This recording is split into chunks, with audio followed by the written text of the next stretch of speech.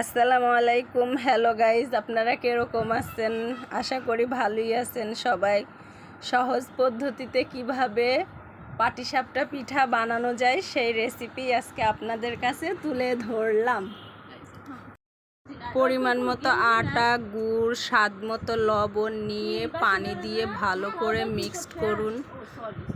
Mixed করা হয়ে গেলে আধা ঘন্টা রেস্টে রাখুন। আধা ঘন্টা রেস্টে রেখে ফিরে আসলাম আধা ঘন্টা পরে। চুলায় ফ্রাই প্যানটা বসাইলাম, তেল ব্রাশ করে নিলাম একটু। এবার কালো বাটারটা দিয়ে সামান্য একটু ডিজাইন করে নিলাম। তারপরে এটা একটু হালকা শুকায় আসা পর্যন্ত অপেক্ষা করব। তারপরে সাদা বাটারটা ফ্রাই প্যানে দিয়ে দিব, দিয়ে এটা আস্তে আস্তে করে ঘোরাবো।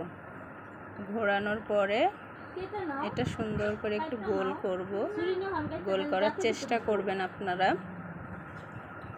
এটা তাওয়ার আবার চুলার উপরে দিলাম। দেওয়ার পরে এটা যতক্ষণ না একটু হালকা শুকায় আসছে ততক্ষণ অপেক্ষা করুন।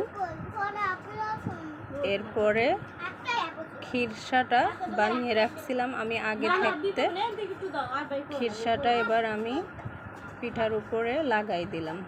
এবার আস্তে করে খুন্তির সাহায্যে আমি এটাকে রোল করে নিব আস্তে আস্তে। এই কাজটা অনেক সাবধানে করবেন যাতে ভেঙে না যায়। দিয়ে সামান্য একটু চাপ দিবেন, বাস হয়ে গেল পাটিসাপটা পিঠা। বাদ বাকি এভাবে পিঠাগুলো সব বানায় নিয়ে ফিরে আসতেছি আপনাদের মাঝে।